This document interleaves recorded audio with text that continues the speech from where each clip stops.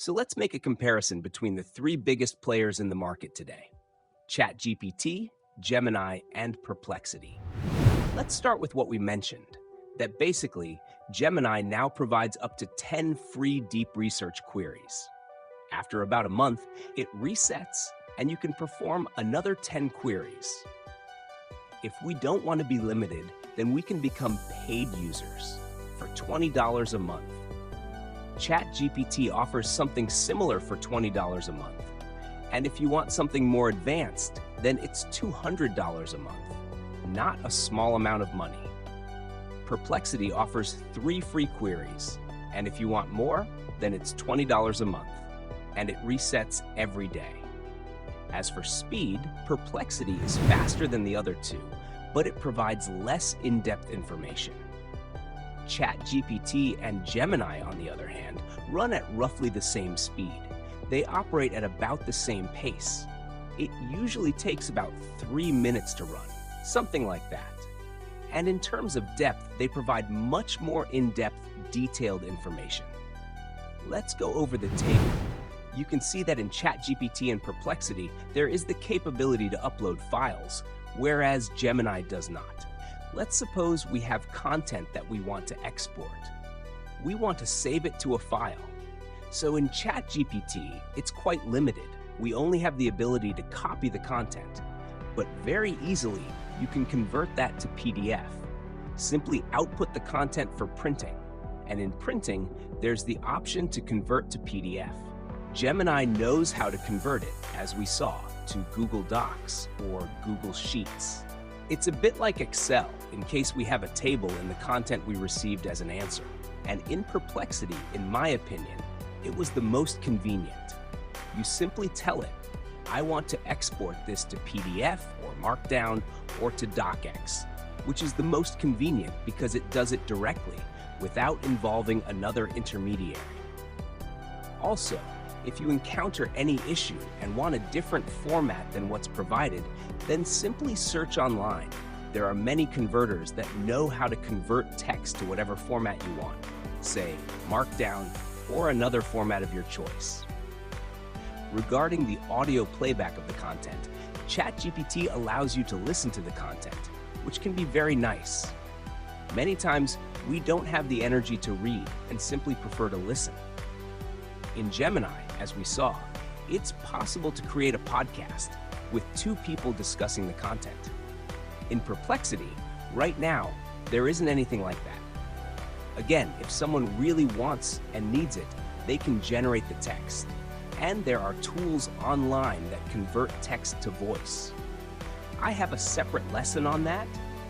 If you're interested, you can find it online and I discuss it there. Regarding the ability to edit your work plan, we saw that only Gemini offers that option. As for notifications when your work is finished, which sometimes can take a bit of time, and we won't always want to stand and wait, Gemini has something really nice, as it gives a notification on your phone on Android. I don't know if it's available on iPhone. And in Perplexity, there is an indication, but for desktop, it pops up a window telling you, look, we're done. There's a claim that it exists in the mobile app as well, but I tried it and it didn't work for me.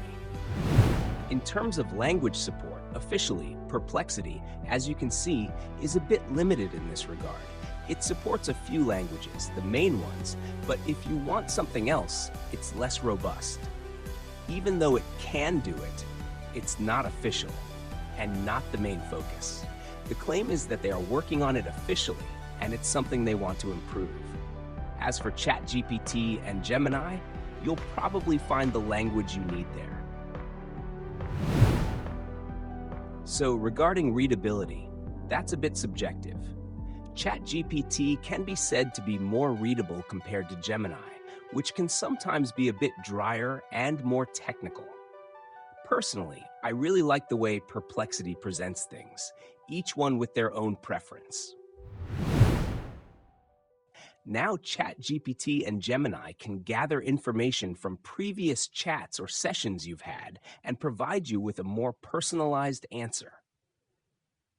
In Perplexity, This option is not available. Another point to consider with Perplexity for non-paying users is that behind Perplexity there are various models available. It can use ChatGPT, Claude, and others. And if you're not a paid user, then it also uses the less advanced models, and that, of course, affects the outcome. Okay, so to test and compare the different models, various tests were done. MMLU is one of them. MMLU focused on history, various mathematical questions, and science. What happened was that initially, it was merely an indicator of performance. But gradually, the models improved greatly and achieved such high scores that the test became redundant. SimpleQA, the graph I'm showing you here, is from Perplexity. I tried to verify what's written here, but I couldn't. I took various questions. SimpleQA consists of various, very specific, straightforward questions. I tried running them on all the different models and got the correct answer, so I don't know. Maybe the graph shown here is just outdated and doesn't reflect the tests I ran. So the test being discussed today is humanity's last exam. It contains around 3,000 questions, created by more than 1,000 experts and over 500 institutions from around the world. 10% of the questions require textual and visual analysis of images, so it's something much more in-depth than the previous questions. It should be noted that this test is somewhat controversial regarding its ability to evaluate things, but for now, people are talking about it, and we can see the graph and the results, which are relatively low, showing us that currently, compared to academic experts in the field, the AIs answer much less accurately. But of course, it's evolving at a rapid pace, and they'll close the gap. Okay, so I've laid out here the important features of the different models related to DeepResearch. The final choice comes down to personal preference.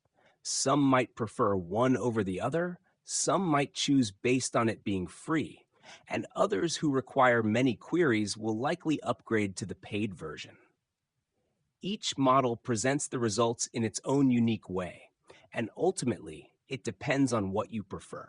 Just run it, see how it looks, and whichever one you feel most connected to, use that. Every model has its own advantages and disadvantages. Each person will decide. The models can even be combined. It's all good. Everything works. I hope you enjoyed it. See you. If you liked it, I'd appreciate it if you could like and subscribe to receive the most up-to-date content.